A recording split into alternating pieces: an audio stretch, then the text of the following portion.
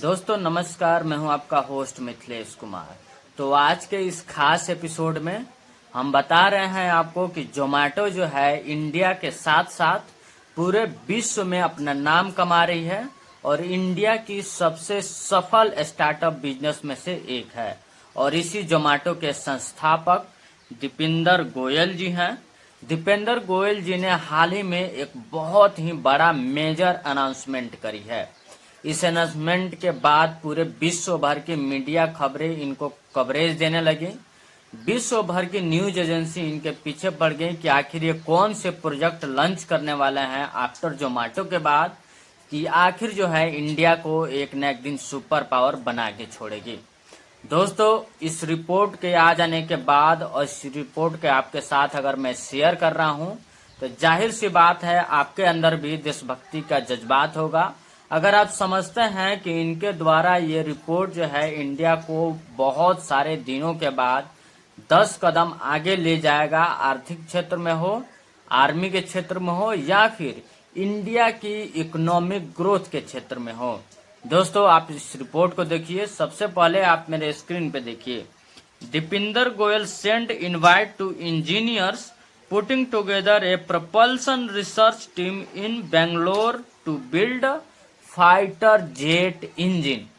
इन्होंने देश भर के उन महान इंजीनियर को इनवाइट सेंड किया है, इनवाइट भेजा है कि प्लीज आप हमारे साथ आइए, हमारे टीम को ज्वाइन कीजिए, क्योंकि इंडिया जो है फाइटर जेट इंजन बनाने के सपनों को साकार करने में अब जी जान से लग जाएगा।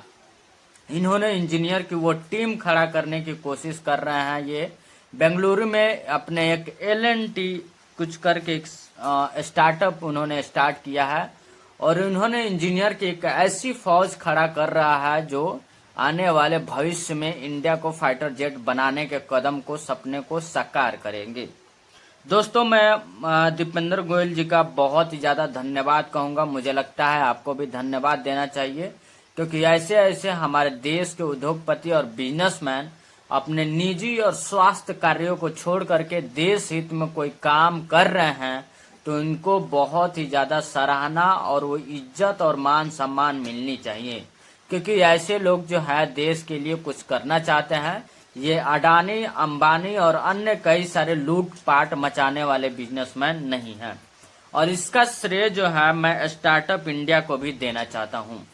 दोस्तों, स्टार्टअप इंडिया को मैं इसलिए देना चाहता हूं क्योंकि आज से 10 से 9 साल पहले हमारी इंडिया की मोदी गवर्नमेंट जो है स्टार्टअप इंडिया नाम की एक प्रोजेक्ट शुरू की थी।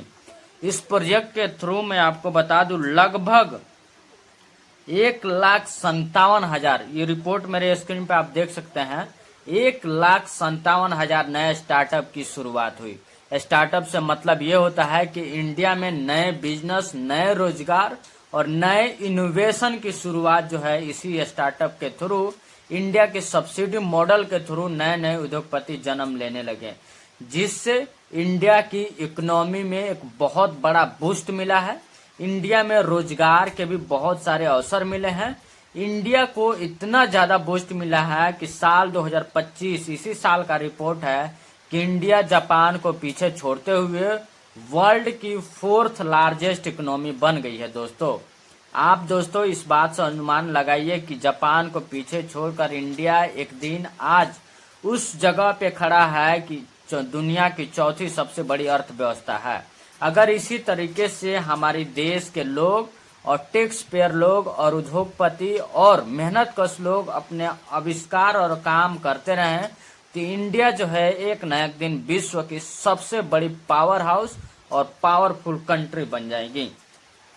दोस्तों, इस योजना का मुख्य उद्देश्य क्या है, इसको 3 बिंदु में मैं आपको समझा देता हूं पूरे शॉर्ट टर्म से। इन्होंने जो भी अनाउंसमेंट करी है इंडिया में फाइटर जेट बनाने की, उसके बारे में आप थोड़ा सा संक्षिप्त में भी समझ लीजिए। इसको फर्स्ट नंबर बिंदु यह है, पूरी तरह स्वदेशी इंजन बनाने का मुख्य उद्देश्य है इनका। इस प्रोजेक्ट का मुख्य लक्ष्य भारत में ही पूरी तरीके से डिजाइन और निर्मित होने वाले गैस टरबाइन इंजन बनाना है। और दूसरा नंबर दोस्तों, छोटे विमानों और ड्रोन्स के लिए इंजन। एक संस्था है एलएटी एरोस्पेस नाम की, इन्होंने स्थापना करी है दीपेंद्र गोयल ने। इन्होंने शुरुआत में बड़े फाइटर जेट के लिए इंजन नहीं बनाएंगे क्योंकि शुरुआती फेज है, बल्कि उनका फोकस हल्के और कुशल एफिशिएंट इंजन बनाने पर है। इन इंजनों का इस्तेमाल छोटे यानी 24 सीटों वाले विमान में कार्गो ड्रोन्स और क्षेत्रीय कनेक्टिविटी के लिए किया जाएगा। दोस्तों, माध्यमिक तरीके का जो विमान होता है उसके इंजन बनाने का इन्होंने प्रणय लिया है। इंजीनियरों को पूरी आजादी देना। इस प्रोजेक्ट को सफल बनाने के लिए बेंगलुरु में एक खास रिसर्च टीम बनाई जा रही है।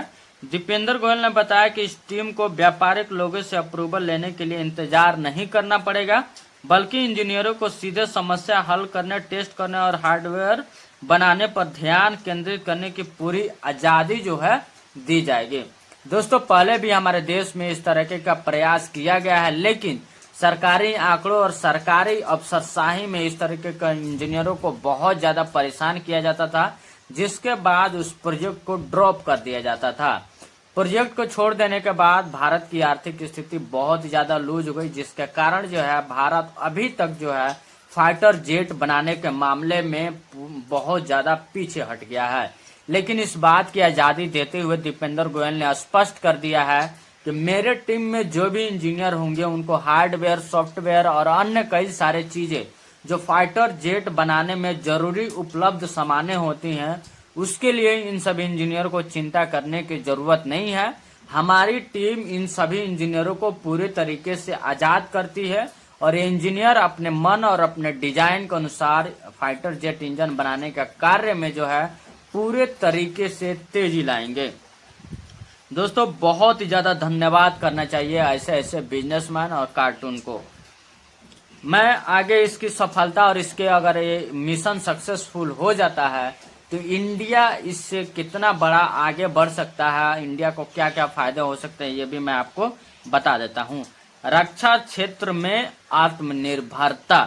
भारत अपने सैन्य और नागरिक विमानों के लिए अधिकांश जेट दूसरे देशों से आयात करता है। भारत जो है दूसरे देशों से इंजन मंगाता है, इस पर अपने देश में ही इंजन बना देते हैं तो अपने देश का ही फायदा होगा। क्षेत्रीय कनेक्टिविटी में सुधार भी होगा, तकनीकी विकास और रोजगार के भी अवसर होंगे।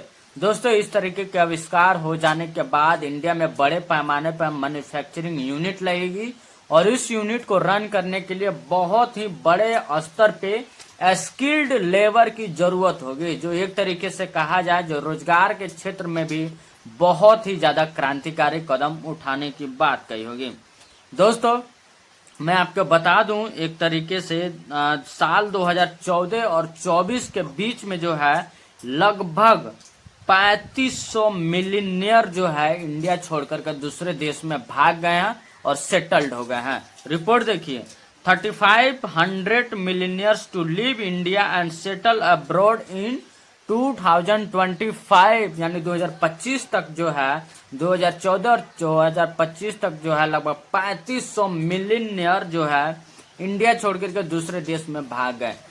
जाहिर सी बात है, जो मिलियनियर अपने देश का सगा नहीं हुआ, देश का रोटी और चावल खाकर के दूसरे देश में जाकर के बस गया, वो एक नमक का नमक हराम होगा। वो देश के प्रति और देश के संवेदनाओं के प्रति जाहिर सी बात है वो बहुत ही बड़ा नमक हराम और तुच्छ प्राणी होगा। हम लोगों को, हम सभी देशवासियों को ऐसे ऐसे बिजनेसमैन और ऐसे ऐसे मिलियनियर को पूरे तरीके से बाइकआउट करना चाहिए। हमारे देश को जरूरत है दीपेंद्र गोयल की तरह, हमारे देश को जरूरत है रतन टाटा जैसे लोगों की तरह, हमारे देश को जरूरत है महिंद्रा जी की तरह। ऐसे ऐसे बिजनेसमैन अगर लोग हमारे देश को आगे बढ़ाएंगे, नए नए टेक्नोलॉजी की आविष्कार करेंगे, उसकी मैन्युफैक्चरिंग यूनिट लगाएंगे, तो जाहिर सी बात है इंडिया जो है आने वाले कुछ समय में वर्ल्ड की सुपर पावर बन के उभरेगा। और ये छोटी मोटी बात मैं नहीं बता रहा हूँ दोस्तों, आपको पता होना चाहिए कि वर्ल्ड में 3 या 4 ऐसी देश हैं जो लगभग फाइटर जेट की निर्माण करते हैं। फाइटर जेट जो इंजन होता है उसका प्रोडक्शन करते हैं। इस मिशन के सक्सेस हो जाने के बाद 5वें नंबर के ऐसी देश इंडिया होगी पूरे विश्व में जो फाइटर जेट और अन्य कई सारे विमान का जो इंजन होता है उसका मैन्युफैक्चरिंग करने लगेगा। इसमें एक बहुत ही बड़ा सराहनीय कदम माना जा रहा है। दोस्तों, मैं आपसे गुजारिश करूंगा कि आप ऐसे ही रिपोर्ट देखना चाहते हैं और ऐसे ही अपडेटेड रहना चाहते हैं तो प्लीज आप हमारे चैनल को सब्सक्राइब कीजिए, वीडियो लाइक शेयर जरूर कीजिए। जय हिंद।